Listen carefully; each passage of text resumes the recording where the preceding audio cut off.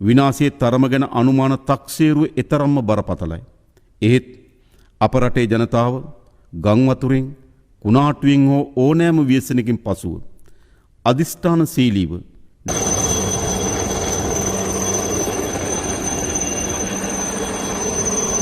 மழை விட்டாலும் தூவானம் விடாத கதைன்னு சொல்லுவாங்க. அந்த மாதிரி இலங்கையில் ஏற்பட்டு இருக்கக்கூடிய பாதிப்பு அப்படிங்கிறதும் மீட்பு பணி அப்படிங்கிறதும் தொடர்ந்து நடந்துக்கிட்டே இருக்குது. ஏன்னா அந்த அளவிற்கான ஒரு பெரிய பேரிடரை அவங்க சந்திச்சிருக்காங்க. இந்த நேரத்தில் ஒரு தலைவனுடைய ஸ்பீச்சுங்கிறது ரொம்ப முக்கியத்துவம் வாய்ந்தது. அந்த நாட்டினுடைய பிரசிடெண்ட்டு நேரடியாக மக்களிடத்தில் ஒரு வீடியோ ஒன்றை கொண்டு போய் சேர்க்கறதுக்கு முயற்சி பண்ணியிருக்கார். திசைநாயக்கே அவர்கள் என்ன பேசியிருக்காரு, இலங்கை மக்களை அது எப்படி தட்டி எழுப்பி அந்த மக்களை சரிபடுத்த போகுது அப்படிங்கிறது தான் இந்த இடத்துல நம்ம பார்க்க வேண்டிய விஷயம். சரி, இதை தாண்டி வேறு என்னென்ன விஷயங்கள்லாம் இருக்குது அப்படின்னா, எந்தெந்த இடத்துல மீட்பு பணிகள் தேவை அப்படிங்கிறது தொடர்பான உண்மையான தகவல்களை நான் பதிவு செய்ய போகிறேன். இலங்கையில் இருந்து நமக்கு கிடச்சிருக்கக்கூடிய ஸ்பெஷலான விஷுவல்ஸ் இருக்குது. நிறையா நண்பர்கள் அங்கே இருந்து நமக்கு இந்த தகவலை தெரியப்படுத்துங்க அப்படின்னு கேட்டுக்கிட்டதன் அடிப்படையில் தான் எந்தெந்த இடத்துல உதவிகள் தேவை அப்படிங்கிறத இப்போது இலங்கை அரசுக்கும் இதை தகவலாக நம்ம பதிவு செய்ய போகிறோம். வாங்க பார்க்கலாம் உறவுகளே. இது Prasad signature. Prasad signature media broadcasting private limited. நீங்க நியூஸ் ரீடரா மாறணுமா, கண்டென்ட் கிரியேட்டரா உருவாகணுமா, சேட்டலைட் சேனல்ல ரிப்போர்ட்டரா வேலை பார்க்கணுமா, டாக்குமெண்ட்ரி மேக்கிங்ல இருந்து ஜேர்னலிசம் பற்றிய முழுமையான பயிற்சி பெற உங்களுக்கான அருமையான வாய்ப்பு. எங்களை தேடி வாங்க. ஆன்லைன் மற்றும் நேரடி பயிற்சி வகுப்புகளும் சர்டிபிகேட் கோர்ஸாவே கத்துத்தரும். மீடியா துறையில் 10 ஆண்டுகளுக்கு மேல அனுபவம் உள்ளவர்கள் பயிற்சி கொடுப்பார்கள். வாய்ஸ் ஓவர் தொடங்கி வாய்ஸ்லெஸ் பீப்புளுக்காக உங்களை சிறந்த ஜேர்னலிஸ்டா உருவாக்க வேண்டியது எங்களோட பொறுப்பு. ஸ்கூல்ஸ் அண்ட் காலேஜஸ்ல ஜூனியர் ஜேர்னலிஸ்ட்ங்கிற பேர்ல ஒர்க் ஷாப்பும் கண்டக்ட் பண்ணி கொடுக்கிறோம். மோட்டிவேஷனல் ஸ்பீக்கரா கடந்த 15 ஆண்டுகளா கல்வி நிறுவனங்களுக்கு நிகழ்ச்சிகளும் நடத்தி தரோம். தொடர்புக்கு 9944790333 94493594 prasadsignature@gmail.com. உங்களுடைய தொழில் சம்பந்தமான விளம்பரங்களை நமது சேனலில் ஒளிபரப்ப உங்களுக்கான அருமையான வாய்ப்பு. முதல்ல ஹஸ்பான் அப்படிங்கிற இலங்கையைச் சேர்ந்த நமது சப்ஸ்கிரைபருக்கு நன்றி. அவர் மட்டுமல்ல, இன்னும் நிறையா பேர் பெயர் குறிப்பிட விரும்பாத நிறையா நபர்கள் தன்னுடைய பெயரை பதிவு செய்ய வேண்டாம்லாம் சொல்லியிருந்தாங்க. என்னுடைய மக்களுக்கு ஏதாவது உதவி கிடச்சதுன்னா போதும் அப்படிங்கிறதையும் பதிவு செஞ்சுருந்தாங்க. இதில் நம்முடைய சப்ஸ்கிரைபர் நமக்கு கொடுத்துருக்கக்கூடிய தகவல் அடிப்படையில் அவர் குருநாகல் மாவட்டம் கல்பாவனா அப்படிங்கிற கிராமத்தை சேர்ந்தவர். இப்போது பத்திரமுல்லை அப்படிங்கிற கொழும்புல பக்கத்தில் படிக்கிறதுக்காக அங்கே போயிருக்காங்க. அங்கே கிடச்சிருக்கக்கூடிய விஷுவல்ஸையும் நமக்கு அனுப்பிச்சிருக்காங்க. இவங்க மட்டும் இல்லை, நிறையா பேர் விஷுவல்ஸ் அனுப்பிச்சிருக்காங்க. அது எல்லாமே இந்த வீடியோக்குள்ளே இருக்க போகுது. தொடர்ச்சியாக வீடியோக்களை பாருங்கள். குறிப்பாக வீடுகளுக்குள்ளே தண்ணி போயிடுச்சு அப்படின்னு நிறையா பேர் தன்னுடைய வீடுகளுக்கு உள்ளே இருக்கக்கூடிய தண்ணி சம்மந்தப்பட்ட வீடியோக்களை அனுப்பிச்சிருந்தீங்க. அது எல்லாத்தையும் என்னால் ப்ளே பண்ண முடியல. குறிப்பிட்ட சில பகுதிகள் இருக்குது. அதை மட்டும் நான் வீடியோவாக கிடச்சிருந்ததுக்கு அதை நான் இப்போ உங்களுக்கு காண்பிக்கிறேன். பார்த்துட்டு வாங்க.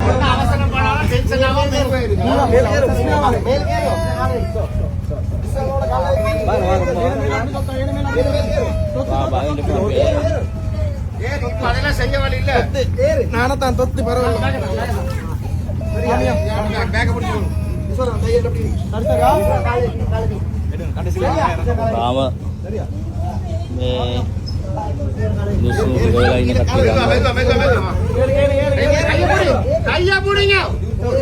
குறிப்பாக அளவது கூட, அதுக்கு பிறகு மட்டக்களப்பு, சிலாபம் இந்த ஏரியாக்களில் இன்னமும் வெள்ளம் வடியலை. மக்கள் உணவுப் பொருளுக்கோ இல்லை ஒரு இடத்துல இருந்து இன்னொரு இடத்துக்கு அக்சஸ் பண்ணுறதுக்கோ சிரமப்பட்டுக்கிட்டு இருக்காங்க அப்படிங்கிற தகவல்.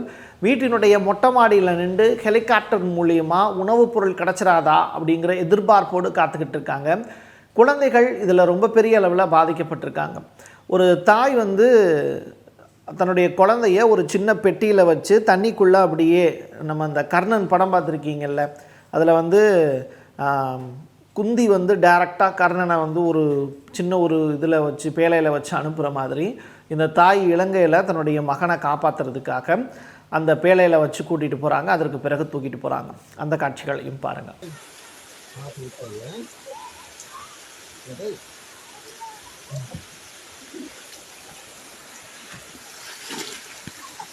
Topia dia.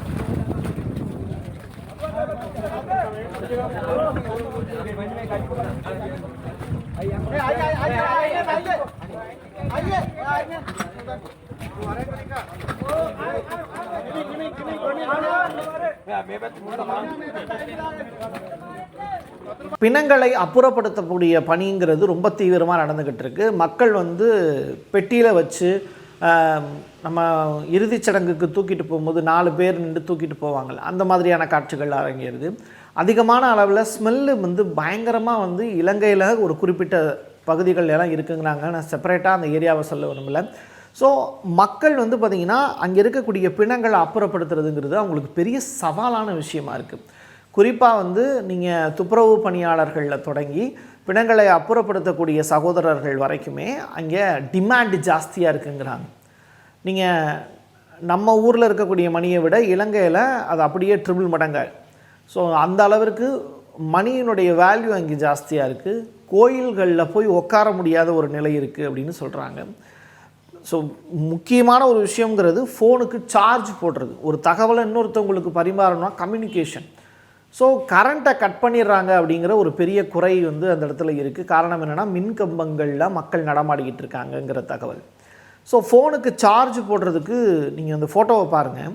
ஃபோனுக்கு சார்ஜ் போடுறதுக்கு ஒரே இடத்துல எத்தனை சார்ஜ் போடக்கூடிய நபர்கள் வந்து ஃபோனுக்கு சார்ஜ் போடுறாங்கங்கிறத நீங்கள் கால்குலேட் பண்ணி பார்த்துக்கோங்க.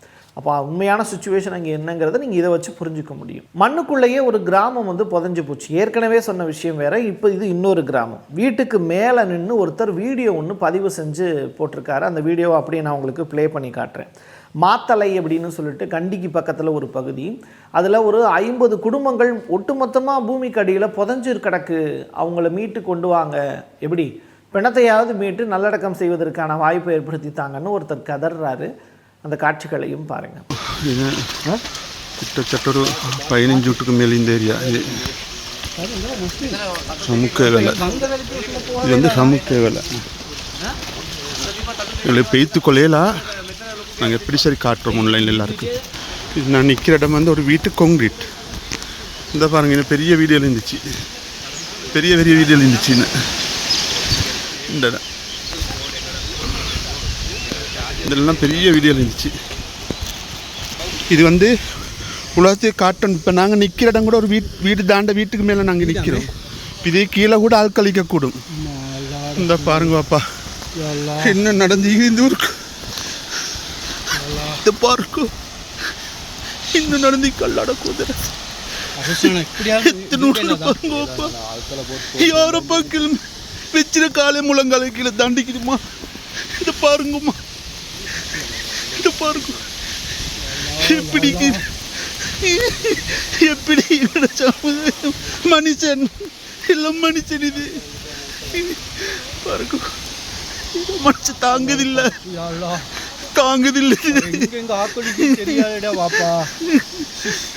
தாங்குதில்லை. இது பாருங்க நான் நின்றுக்கிறேன் கீழே வீட்டு தங்கியல் பாருங்க இது தாண்டி. சரி, கொழும்பு ஏரியாவில் ரொம்ப பெரிய அளவில் பாதிப்புன்னு சொன்னாங்களே, அந்த இடத்துல எந்தெந்த இடம்லாம் பாதிக்கப்பட்டிருக்கு அப்படிங்கிற அந்த அடிப்படையில் கொலன்னாவோ, வெள்ளன்பிடியே, ஹங்வெல்லி, அவிலா வெலை, ரக்ஷபான இந்த பகுதிகளுக்கெல்லாம் இன்னமும் உதவி கிடைக்காம இருக்குங்கிற தகவலும் கிடச்சிருக்கு. அவசர உதவி எண்கள் அப்படிங்கிறது இலங்கையில் அனௌன்ஸ் பண்ணியிருக்காங்க. அந்த நம்பர்களை தொடர்பு கொண்டீங்க அப்படின்னா மக்களுக்கு தேவையான உதவிகள் கிடைக்கும் அப்படின்னு சொல்கிறாங்க. குறிப்பாக குழந்தைகளுக்கு தேவையான பால் பவுடர் முதற்கொண்டு அரசு தன்வந்தர்கள் அப்படின்னு சொல்லுவாங்க. ரெண்டாவது ஹாஸ்பிட்டலில் இருக்கக்கூடிய நர்ஸும் டைரெக்டாக இந்த போட்டு மூலியமாக சம்மந்தப்பட்ட இடத்துக்கு நேரடியாக போய் அங்கே மருத்துவம் பார்க்கக்கூடிய நிகழ்வுகளும் அரங்கேறிக்கிட்டு இருக்கிறதா அங்கே கிடைக்கக்கூடிய தகவல் சொல்லுது. இந்த பேரிடர் அப்படிங்கிறத ஒரு 8000 கோடி ரூபாய் இதற்காக அவசரமாகவே ஒதுக்கியிருக்காங்க அரசு, இலங்கை அரசு. ஸோ அதன் அடிப்படையில் நிவாரணப் பொருட்களும் சரி, மருத்துவ உதவிகளும் சரி, குறிப்பாக ஜூவில் இருக்கக்கூடிய விலங்குகள்லாம் சேஃபாக இருக்குது, அதை எல்லாமே கட்டவிழ்த்துப்படவில்லை அப்படின்னு சொல்கிறாங்க. காரணம் என்னென்னா அது அதே இடத்துலையே இருக்குது அப்படின்னு. அது ஜூ இருக்கக்கூடிய பகுதிகளெலாம் மேடான பகுதிகள் அப்படின்னு சொல்கிறாங்க. அதனால் விலங்குகள் தப்பிச்செல்லவோ விலங்குகளை திறந்து விடவோ தேவையான அவசியம் இல்லை அப்படின்னு சொல்கிறாங்க. சரி, மருத்துவமனைகளுடைய நிலை என்ன அப்படின்னா, சில மருத்துவமனைகளில் சேதாரங்கள் இருக்குது அப்படின்னு சொல்கிறாங்க. பல மருத்துவமனைகள் இயங்கிக்கிட்டு இருக்குது அப்படிங்கிற தகவலும் கிடச்சிருக்கு. இது ஆரோக்கியமான விஷயம்தான்.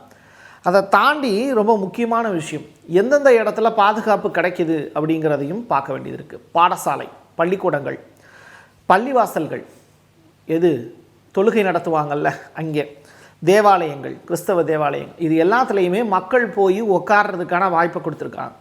இது எல்லாத்தையும் தாண்டி கிரிக்கெட் ஸ்டேடியம் இருக்குல்ல, அந்த மாதிரியான ஸ்டேடியத்துக்கு உள்ளே தண்ணி போகாது.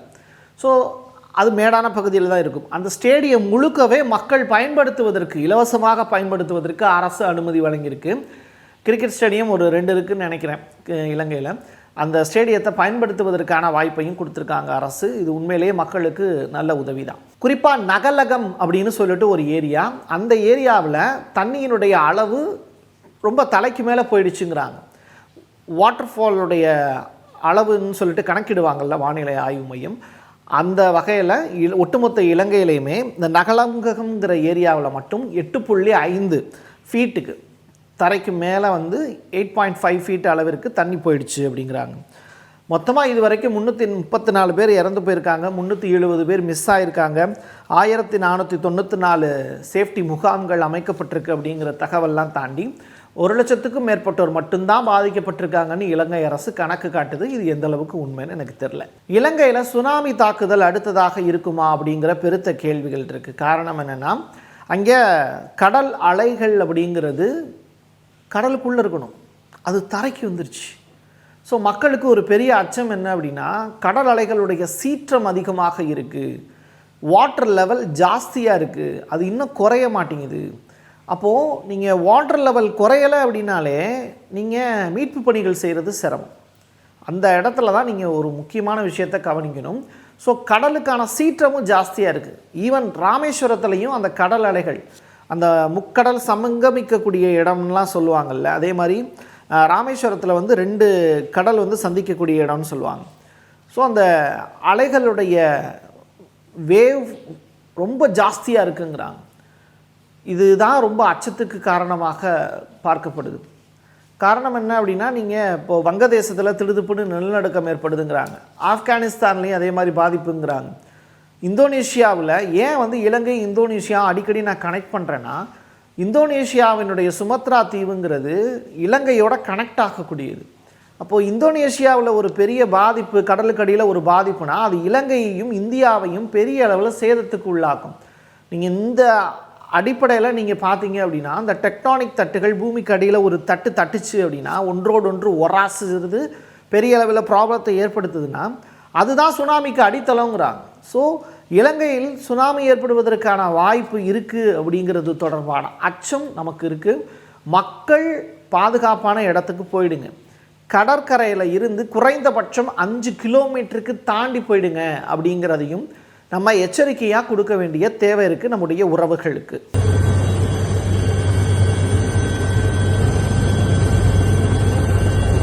இலங்கையில் மீட்பு பணி சிறப்பாக தான் நடக்குது, யாரும் இல்லைன்னு சொல்லலை. ஆனால் ஹெலிகாப்டர் ஒன்று விபத்து நடந்ததுக்கு காரணமே செல்ஃபி எடுத்த மக்கள் தான் அப்படிங்கிறத இப்போ குறையாக சொல்கிறாங்க.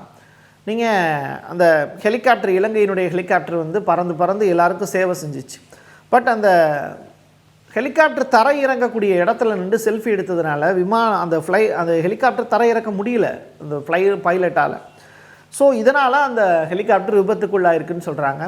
இன்னொரு பைலட் பேரலாக நடந்த விஷயம், புத்தளம் மாவட்டம் வெள்ளப்புவ அப்படிங்கிற இடத்துல நிர்மல் அப்படிங்கிற பைலட் மரணம் அடைஞ்சிருக்காரு, மீட்பு பணியின் போது மரணம் அடைஞ்சிருக்காருங்கிற செய்தி வேதனை தரக்கூடிய செய்தி.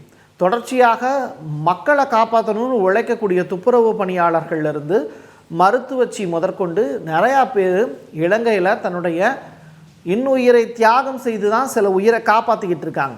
எத்தனை பேர் சுகப்பிரசவத்துக்காக இலங்கையில் ஹாஸ்பிட்டல் அட்மிட் ஆகி துடிச்சிக்கிட்டு இருக்காங்க அப்படிங்கிறத நீங்கள் பார்த்தீங்களா என்னன்னு தெரில, அந்த செய்திகள்லாம் செவி வழியில் வருது.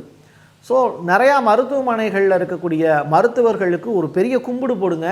அங்கே இருக்கக்கூடிய மருத்துவர்கள்லாம் உங்களுக்கு சாமி மாதிரி. கடைசியாக நான் ஒரு விஷயத்தை சொல்ல விரும்புகிறேன். இலங்கையினுடைய அதிபர் திசைநாயக்கா அவர்கள் ஒரு வீடியோ ஒன்று வெளியிட்டு இலங்கை மக்களுடைய உணர்வுகள் ரீதியாக தூண்டி விட்டிருக்கார். தன்னம்பிக்கையோடு பேசியிருக்கார். அது என்னன்னா, இலங்கையினுடைய பலமே அந்த நாட்டினுடைய மக்கள் தொகையும் மக்களும் தான், மனித வளம் தான்.